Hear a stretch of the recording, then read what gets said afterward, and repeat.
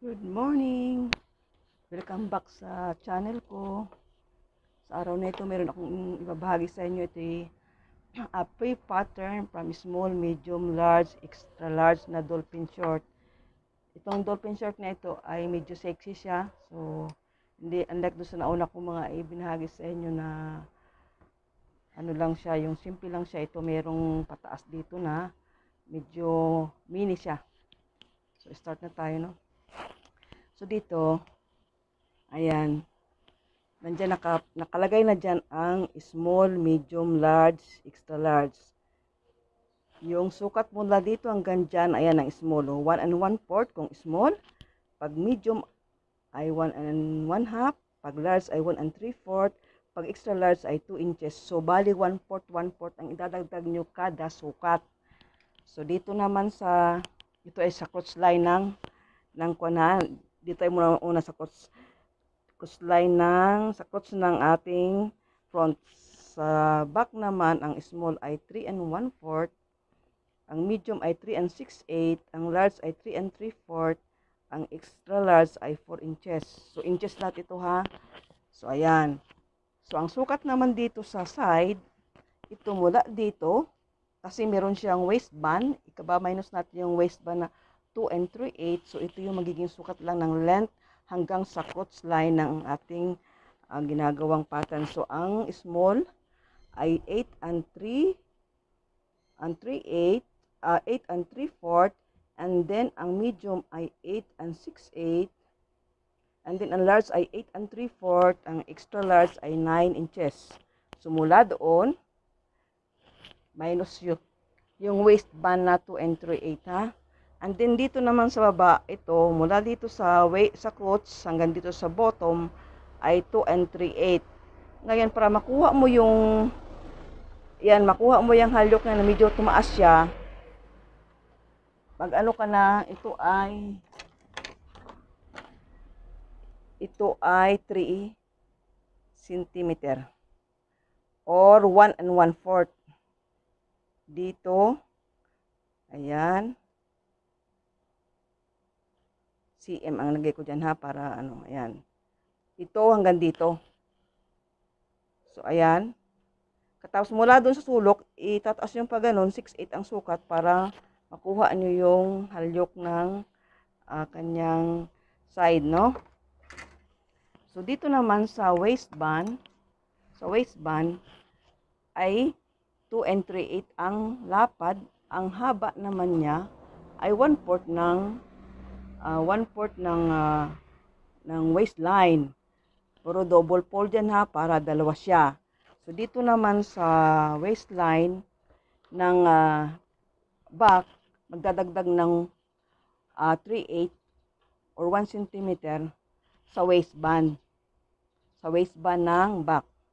So, 2 3/8 din ang lapad niya, magdadagdag lang ng 3/8 or 1 cm. And then, dito naman, so, para makuha mo yung slide ng crotch line, ng crotch niya, ay magpapasok ko ng 3/4 an inch. So, 3/4 an inch. Ayan. And then, dito naman, ayan, sumukat ka niyan para mas maganda ang pagkuha ng square ka ng 2 inches kasi kukunin mo yung sulok. So, isa't kalahating pulgada doon sa kamo ano yung halyok niyan hanggang doon. Ayan. Katapos dito naman sa sulok, pareho din ha. Ang gagawin mo sa kabilang sulok ng front, sa back. So, ito namang ito nung walang pagbabago, itong mula sa crossline pababa sa bottom. Ang magbabago lang ito ng sukat kung ikaw ay magdadagdag, halimbawa small, medium, large. Pag kada sukat ay magdadagdag ka ng 1/4 an inch. So, ayan. So, ito namang crotch line na yan, ayan ang crotch na yan, ayan na yung mga nakalagay na yan, oh. Extra large, 4 inches. Puro ito inches ha. So, dito lang ako naglagay ng 3 cm dito sa side para makuha mo yung, so, ang gagawin yan, guguhit ka mula doon ng tuwid hanggang dito. Ayan, may guhit na yan. Katapos, susukat ka ng 6/8 and then saka mo ihahalyok yan. Kung wala kang Prince carve. So, ayan. So, nandyan na, kumpleto yan ha. So, ito yung front. Ito yung back. So, ayan. Free pattern yan ha. Pa small, medium, large, extra large. So, pag naggawa kayo ng double or 2XL, magdadagdag ulit kayo ng 9 and so magiging 9 and 1/4 yan. So kada sukat magdadagdag kayo ng 1/4. Yan yung standard na sukat ng small, medium, large. So ito ay sexy na dolphin short kasi ito may pataas doon sa side. May pataas sa side. Unlike nung mga sinauna kong ginawa, ay nagdiretso lang ako ng paganon o yung may side attach siya, ay dito naman galing yon. So ito naman paganyan siya, so ito medyo sexy ito, no? So ito yung another pattern ng other model ng dolphin short, pero ito na yung sukat ha. Ito na yung sukat. So ang pagbabago lang dito sa bandang baba, no? Sa mga unang dalawa kong ginawang pattern, so ito pangatlo. So ang nagbago lang ay mula dito sa crossline pababa. Pero ito at saka hanggang doon pareho lang 'yon. So ayan. So kumpleto na 'yan dito. So ayan. Pupokus ko 'yan para makita nyo ang sukat. Ayan.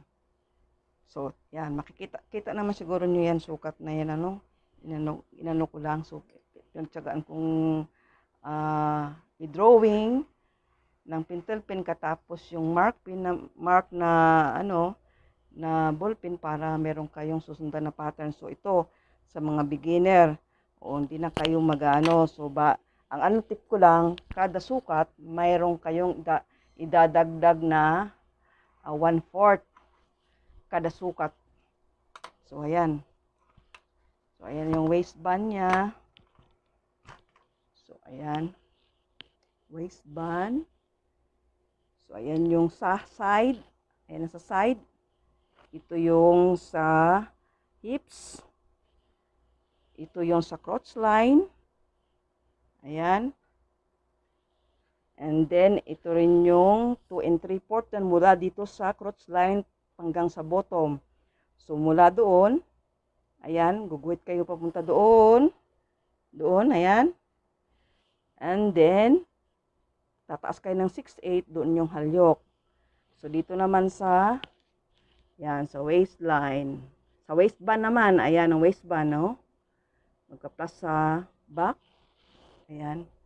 Nandyan na rin yung mga sukat, ayan, sukat ng waist. So, ganun din ang waistband mo. Dito lang naman sa likod, so magdadagdag ka lang ng 1 cm, kaya lang pasyon na. So, ayan. Ayan siya. Oh.